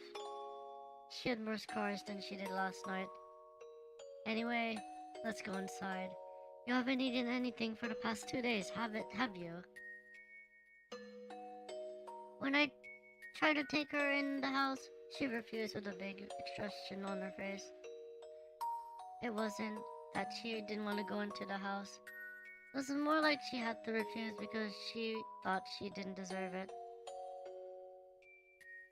I can't take it anymore. Even at this moment, the maggots are moving through my body. It itches fairly badly, and it feels like they're about to come out from everywhere. I think you have some kind of disease. Why don't you get some rest here? We'll go to the clinic first thing in the morning. He understands your delicate situation, so he'll see you in part of it. No, No, I know it. I know exactly how Tomitake-san died. I'm trying not to do what he did for as long as possible. I don't believe she was given some kind of suspicious drug that made her claw her neck at her neck to death, just like Tomitake-san did. She had convinced herself that it was going to happen. She couldn't hear anything else right now, but she really wanted somebody to help her. She wanted help, but when someone tried to give her a hand, it looked like the hand of the devil. If this was some kind of disease, what a horribly distressing disease it was. Well, I don't know how much, I don't know how I'm gonna die, but I don't think I have much time. That's not gonna happen. You're a member of the you're a member of our unbeatable team. Yugurena. You're a member of our you're a member of our unbeatable team, Yugurena. You're not gonna die so easily. Thanks. Well, I wanted to say sorry before I die. Sorry? For what? Yesterday I said some terrible things to you, and I hurt your feelings. She must be talking about last night. She trusted me, but when Oishi-san told her about my past, she felt betrayed. And after that, everything I did out of goodwill seemed like the opposite to her. I know what it's like. I once felt the same way about you, Rina. Well, before I moved here, I did many horrible things too. A lot, actually. Oh. Well, before I moved here, I did many horrible things too. A lot, actually. Really? I didn't know. What I did is beyond comprehension. What I did was beyond comparison. You just shot someone with a koi gun. I hit somebody's head really hard with a metal baseball bat. Everybody got hurt really badly. And I also broke the windows in my school. And I know, but I don't care about any of that. You did that before you moved here. That's why you stopped being Ryugu Reina and became Rena after you moved here, right? To me, you were my best friend who's very kind, thoughtful, and fun. That's the most important thing. I don't care who you were before. So, I was way worse than you were. I have no right to say that you're not my friend. I felt the same way too. I was afraid of you because I heard about your past. Oh, you knew? Lena laughed sadly. She seemed shocked to find out that I knew about her history when she thought I didn't. But I was like, so what? Eh? It doesn't matter how bad you were before you moved here. You've been through ups and downs with tears and laughter. But since you moved to Hinamizawa, you've been living a proud life. The important thing is that you regret what you did. That's all that matters. You've grown to be a respectable person. I don't care about your past. I should have noticed it earlier. Rena's Rena. That's why she's Yugu Rena. I couldn't understand that simple thing when she said she wasn't Reina. You heard about my past too, right? I was pretty bad as well. I was such a brat. I regret the stupid things I did. So I thought moving here was a good opportunity for me to start over. I believe I've been the person I wanted since I moved to Hinamizawa. Isn't it the same with you, Rena? It doesn't matter how you lived in Ibaraki. The important thing is that you're Ryugu, Rena. You wanted to be in Hinamizawa.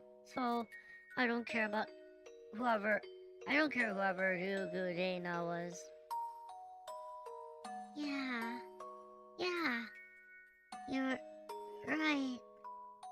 We can start our life all over as many times as we want.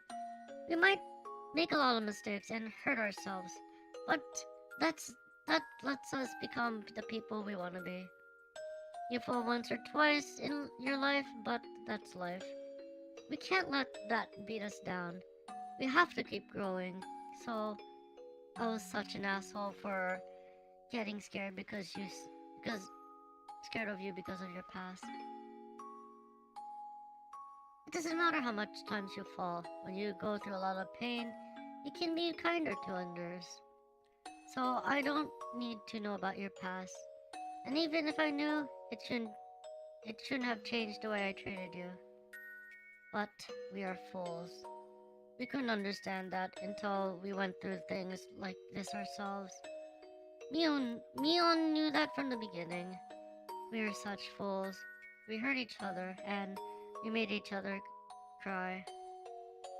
So, Ryugu Rena is and will always be my best friend forever. When you have to go through a hard time, I'll help you no matter what. Trust me on that. Thank you. I trust you, Keiichi-kun. It's very tragic, but what she said isn't true. She probably didn't mean to lie, but I knew she didn't trust me from the bottom of her heart. My words didn't reach her. I knew that because Dana kept telling me to trust her that time. She kept saying those words while I kept hitting her with a bat. But they still didn't reach me. I don't think I have much time left. But I'll try my best to save Hinamizawa because wonderful people like you live here. No, Rena. I'm not gonna let them take over this village. I'll find a way to regain the peaceful days we had. I'll defeat their conspiracy. She said that she trusted me, but she didn't understand anything I was saying. Even if I kept telling her that the conspiracy was Takano-san's delusion, it wouldn't reach her. Thank you, Keiichi-kun. Thank you for forgiving me. I do. I forgive you. So please, forgive me for what I did to you. I'm gonna save Hinamizawa, I promise. So, Keiichi-kun, will you help me? I trust you, only you, Keiichi-kun. We can save Hinamizawa together. Rena! I knew how bad of a corner Rena was driven into. If I was her, I'd be walking around with a baseball bat, thinking every single person around me was my enemy. Rena cared about me so much, but I saw her as my worst enemy. But Rena, you still trust me. Even when you've driven into this bad of a corner. I couldn't understand what you were saying. I beat you to death while you kept telling me to trust you. But you're different. You still trust me? You're so... Why are you crying? I'm sorry. I'm sorry. I'll never betray you. I trust you, Rena. So please, forgive me.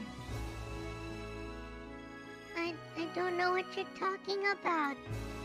You've always believed in me, Keiichi-kun. So I trust you too. I can trust you, right? You're the only one who trusts me, right?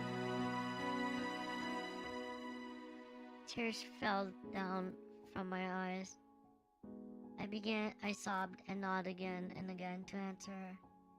Tears welled up in Rena's eyes too. Before I knew it, we were putting our foreheads together with tears in our eyes. Well, I found a way to end this battle. Really? Yeah. I might not stand a chance, but this is the best and only resistance I can think of. Rena, I don't know what you're gonna do, but if you do that, if you do that, we can regain our happy days, right? We can, can't we? We have to, or I'm not gonna let you go anywhere. Don't worry, Keiichi-kun. It's gonna be a come from behind victory, and we're gonna regain our happy days for sure. I don't know what she had in her mind. It began with a delusion, and it ended with a delusion. If I encouraged her too much, she twisted into an attack on her. I was like that at that time. I took Ren's goodwill as the complete opposite thing. So I stopped denying her story. This was Rena's battle. It was her lonely battle. She had to fight against her own delusion. The more we had to help her, the more we drove her into a corner. But I always wanted to be there for her. Whenever she needed help, she could reach me. I wanted to let her know that, so I just said one thing. I'm on your side until the very last moment. No matter what, I'm on your side. Even though I told her to trust me, I knew she couldn't right now. I knew that, but I told her those words anyway. Even if she couldn't believe them, and if she tried to smash my head in, I'd say those words. I keep saying them until I die. Thank you, Keiichi-kun. Everything will be over tomorrow. We'll win for sure. And then we can play around the club again tomorrow. With everyone. We'll return to our happiest days. Although she wished to regain our happy times so badly, I couldn't get rid of that darkness that controlled her mind. Well, I have to go now. I have to get ready for tomorrow. To tell the truth, I didn't want to let her go. I wanted to stop her even if I grabbed her arm. But I couldn't stop her like that. If I grabbed her arm, she wouldn't trust me anymore. Wait, Rena. What do you have to do to get ready for tomorrow? It's a secret. I might ask for your help later. You'll help me when I do, right? Of course. I nodded strongly so she could tell that I was still on her side. But I didn't know what her come from behind victory meant at this point. The first thing I could think of was that she was going to invade the house of the Sonozaki family, which she thought was her enemy. So I called Mion to warn her after Rena left. Mion laughed bitterly and said, "Why does everyone want us to be the bad guys so much?" But she understood the situation. It'd be easier if we really did act like the bad guys. Way easier if we tied her down and took her to the hospital. If it comes to that, I guess we have no choice. But I want to leave her until the last second. She still had a strong heart to trust me no matter how badly she had been driven into a corner. She's not like me, so I'm sure she can defeat her delusion. It's hard for this old man to understand what you and Rika-chan have been talking about these days. Did anything serious happen lately? You could say that. You can say it happened lately in a way. I killed Mion a few days after the festival. I'm sorry I've been talking crazy lately. Anyway, please don't lose confidence in Nina, alright? You know I won't. Anyone can catch a cold of the heart sometimes. It just happened to Rena this time, and that's all. Well, she's a relatively high favor, but I'm sure she'll get better soon, and we can laugh about this later. It's not as bad as you think, Kei-chan. That silly Oishi admitted his mistake. He doesn't even know about you-know-what. So, we can just say Rena overreacted a little bit, and this will be over. Really? You really think we can do that? Did you forget? I'm the next head of the Sonozaki family. I have both the skill and the power to do that. This old man had a meeting with Oishi at the restaurant today, and we cleared up all the misunderstanding. Oishi was shaking in fear the whole time. Hey, I'm pretty good, don't you think? Mion bragged about her achievement, laughing loudly. I could tell she was exaggerating a little. Anyway, compared to the sense of impending doom Rena seems to be feeling, the others seem to be taking it rather easily. It was up to Rena now. If she understood everything, she could go back to the peaceful world she wished for. We were waiting for her to reach out to us. Just like we did that day.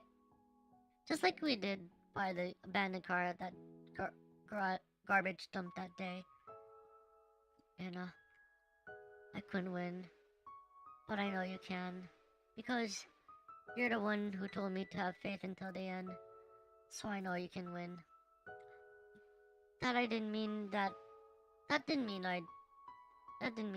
she could literally win the last battle she was talking about earlier. But Rena would win. She'd win, and she'd regain her peaceful life.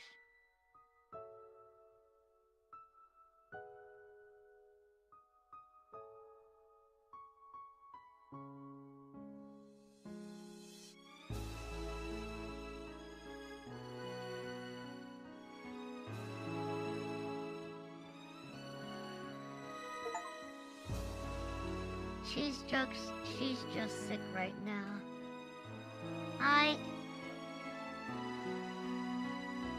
Let's look at our tip last night.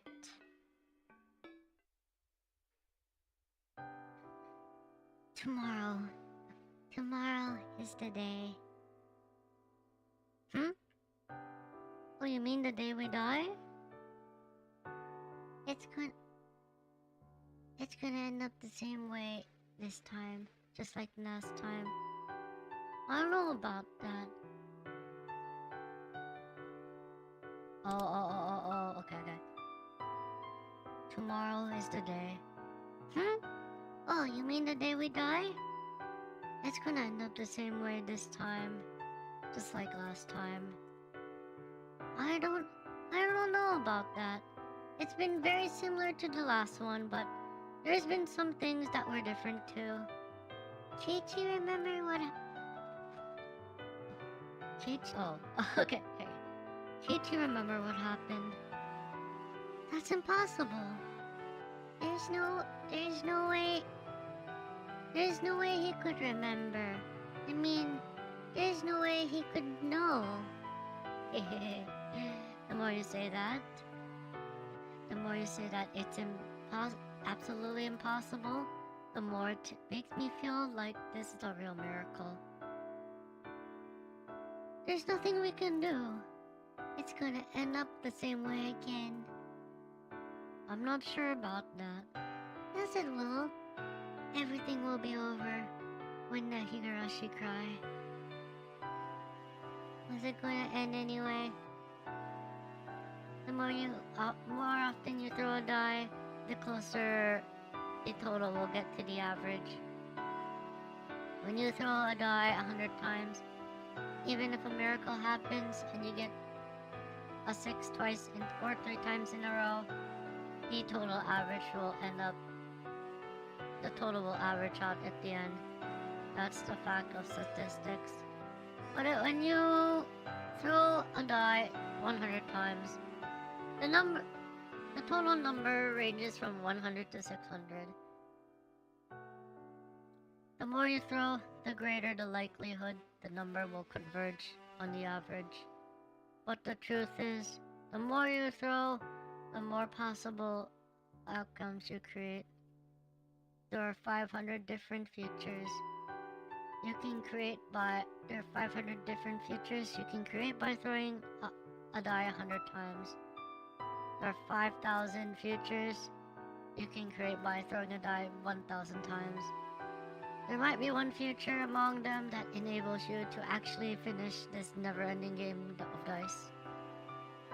Keiichi showed me a miracle, and he taught me that it's not a waste of effort to keep throwing the die. Don't give in to something like an average. You think you'll never have a different ending, don't you? I can tell because it's written all over your face. I think so too.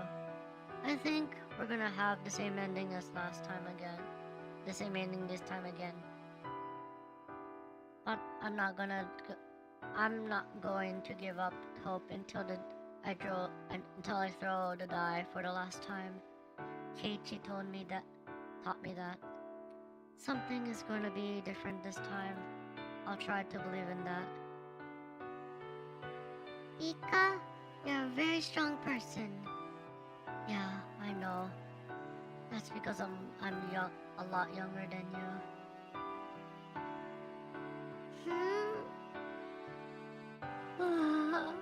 Ika? Me? Are you still awake? It's so good to stay up so late. I'm sorry. I couldn't sleep, so I was just looking at the stars. I'm going to bed now. Please do. Good night, Ika. Good night, Sotoko.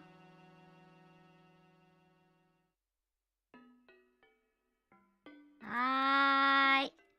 That was chapter 12 of Higurashi no Naku Koro ni Kai.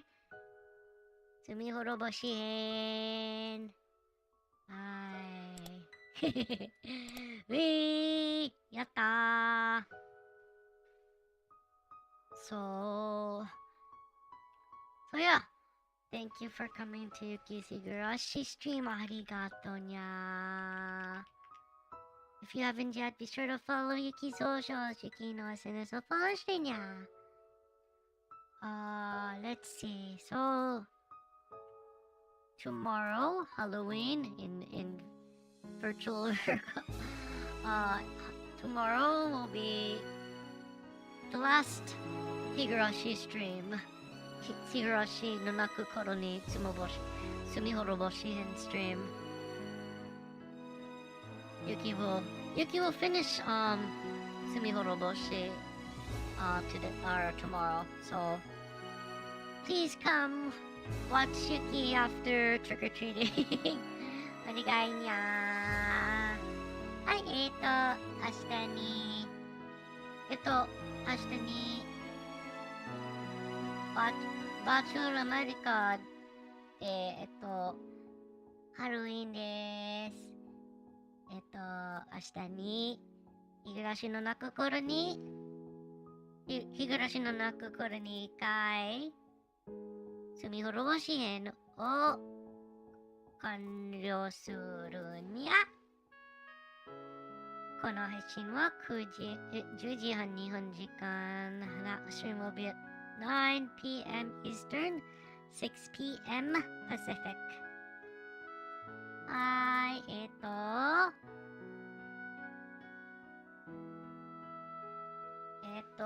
あさって日曜日に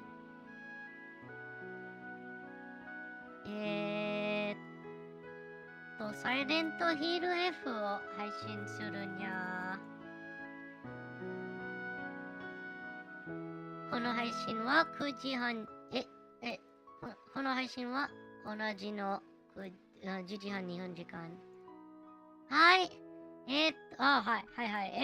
tomorrow, not tomorrow, Saturday.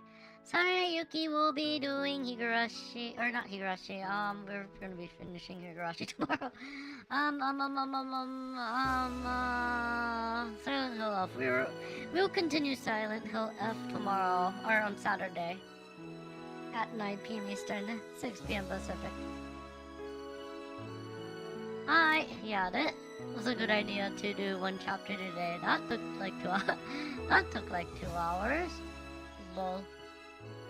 So yeah, we'll end it for today. Hold on a second, dude. ちょっと待ってにゃ。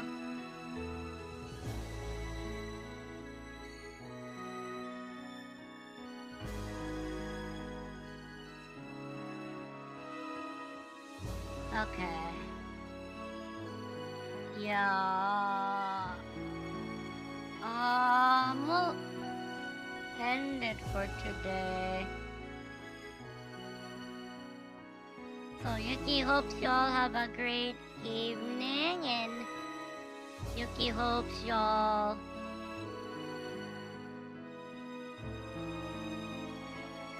oh wait, you know what?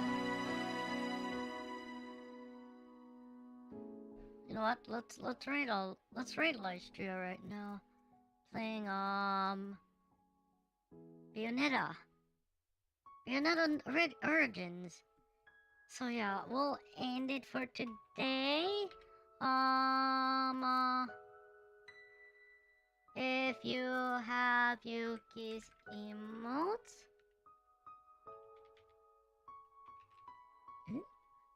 あれあれ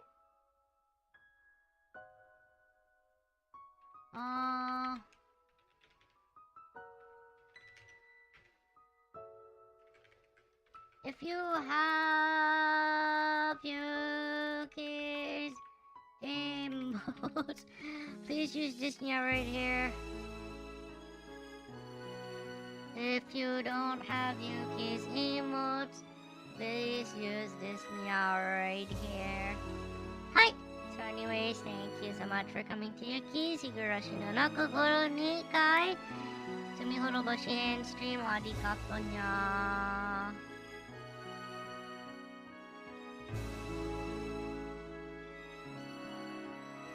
So yeah, let's rate. Please use these narrate messages I just posted. And Yuki hopes to see you tomorrow, Halloween, for the last Higurashi stream. Yuki hopes that y'all have a great evening or a great day. Yuki hopes you have a good Halloween. Yuki hopes you all have lots of candy. And Yuki hopes to see y'all tomorrow for the final Higurashi stream. So anyways, bye bye. Nya, nya, nya, nya.